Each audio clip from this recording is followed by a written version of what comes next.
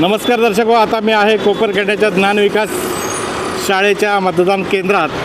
माझ्या समवेत इथले एक रहिवासी आहेत. आपलं नाव काय? सुनील रघुनाथ बोर्डे. तुमचं नाव या इथल्या कुठल्या मतदारसंघात आहे? माझं या प्रभाग क्रमांक 12मध्ये आहे. हां आणि मी आकाशगंगा सोसायटीमध्ये राहतो. आज इथे लोक भरपूर प्रमाणात आलेले आहे. ज्ञानविकासमध्ये खूप गर्दी आहे आणि लोक स्वतःहून घराच्या बाहेर पडत आहेत आणि मतदान करत आहेत. असं काय झालं आहे का की लोकांची नावं राहतात एका ठिकाणी आणि वेगळ्या यादीत गेले? असं झालेलं आहे. हां. पण लोकांनी आता इथे येऊन चेक करून मग तिकडे जाऊन मतदान करायला लागेल, कारण ह्या टायमाला जरा यादीमध्ये थोडंसं अदलाबदल झाली आहे नावाची आणि नाव दुसऱ्या बूथमध्ये गेलेले आहेत, दुसऱ्या क्रमांकामध्ये गेलेले आहेत. त्यामुळे थोडंसं लोकांना नर्वस आहेत थोडे लोक. मतदान केंद्रातले जे कर्मचारी अधिकारी आहेत त्यांचं सहकार्य कसं आहे?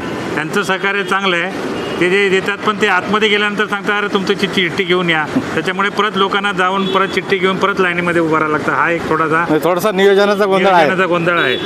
तुम्ही कितव्यांदा मतदान करताय? मी हे जवळजवळ 6व्या वेळेला मतदान करतो नवी मुंबई महानगरपालिकेसाठी. लोकशाहीच्या या उत्सवात तुम्ही सामील झाल्याबद्दल तुमचे खूप खूप आभार. धन्यवाद. आपलं पण धन्यवाद.